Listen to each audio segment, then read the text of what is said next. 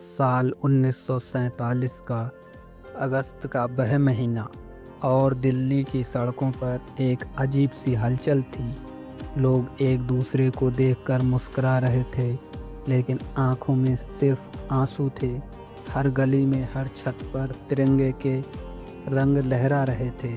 कोई ढोल बजा रहा था, कोई गा रहा था वंदे मातरम। लेकिन यह आज़ादी सिर्फ एक दिन में नहीं आई थी, बल्कि इसके पीछे 200 साल की पीड़ा थी, संघर्ष और बलिदान की लंबी दास्तान छुपी थी।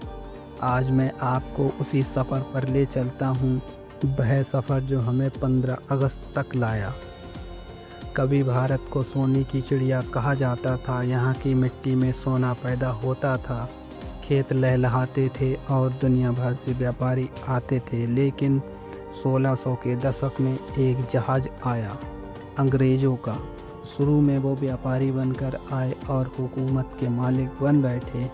धीरे धीरे हमारी ताकतें छीनी गईं, हमारी भाषा, हमारी शिक्षा, हमारी अर्थव्यवस्था पर पहरा बिठा दिया गया। लोगों से कर वसूला गया, किसानों की फसलें जलाई गईं और जो विरोध करे उसे सज़ा दी जाती थी, सजाए मौत।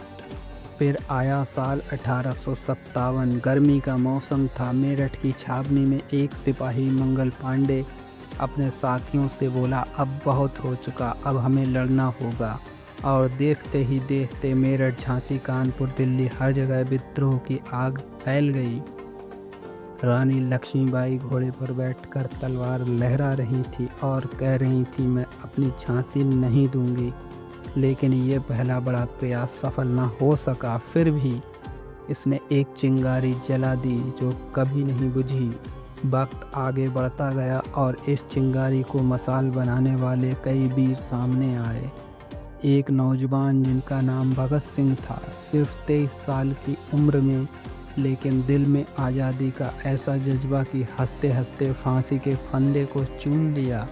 उनके आखिरी शब्द थे, इंकलाब जिंदाबाद। दूसरे थे महात्मा गांधी, न हथियार न गोलियां, सिर्फ सत्य और अहिंसा का हथियार।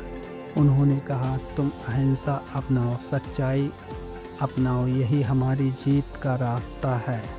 और फिर आए नेताजी सुभाष चंद्र बोस। उन्होंने नारा दिया, तुम मुझे खून दो, मैं तुम्हें आज़ादी दूंगा। नेताजी सुभाष चंद्र बोस जो समुद्र पार जाकर भी भारत की आज़ादी के लिए आज़ाद हिंद फौज खड़ी कर गए। उनका नारा जय हिंद आज भी हर भारतीय की जुबान पर है। कई कई साल तक हमारे स्वतंत्रता सेनानी अंडमान के सेक्युलर जेल में कैद रहे। वो कोठरी जिसमें सूरज की रोशनी तक नहीं आती थी और कैदी को अपने ही पैरों से तेल निकालने के लिए कोल्हू में बैल की तरह बांधा जाता था। लेकिन अब जरा सोचिए, उस अंधेरे में भी उन्होंने हार नहीं मानी। वे गुप्त रूप से कविताएं लिखते, गीत गाते और एक दूसरे को याद दिलाते, हम हार नहीं मानेंगे, हम लड़ते ही रहेंगे। अब समय आया 14 अगस्त 1947 की रात का। दिल्ली के संसद भवन रोशनी से जगमगा रहा था। मध्यरात्रि के करीब पंडित नेहरू मंच पर आए और बोले, at the stroke of the midnight hours, when the world sleeps, India will awake to life and freedom. जैसे ही घड़ी ने 12 बजाए, तिरंगा लहरा गया। भीड़ में कोई रो रहा था, कोई हंस रहा था, कोई बस आसमान की तरफ देख रहा था, जैसे कह रहा हो, देखो हमने कर दिखाया। लेकिन क्या आज़ादी से ब्रिटिश राज से ही मिली थी? नहीं, आज भी हमें कई गुलामियों से आज़ाद होना है। गरीबी, अशिक्षा, भ्रष्टाचार और भेदभाव। आज़ादी का मतलब है अपने हक के लिए आवाज़ उठाना और अपना कर्तव्य निभाना। तिरंगे का सम्मान सिर्फ उसे सलाम करने में नहीं, बल्कि उसके आदर्शों को जीने में भी है। तो आइए साथियों, आज हम सब एक वादा करें कि हम सच बोलेंगे, ईमानदारी से काम करेंगे और इस देश को पहले से बेहतर बनाने में अपना योगदान देंगे।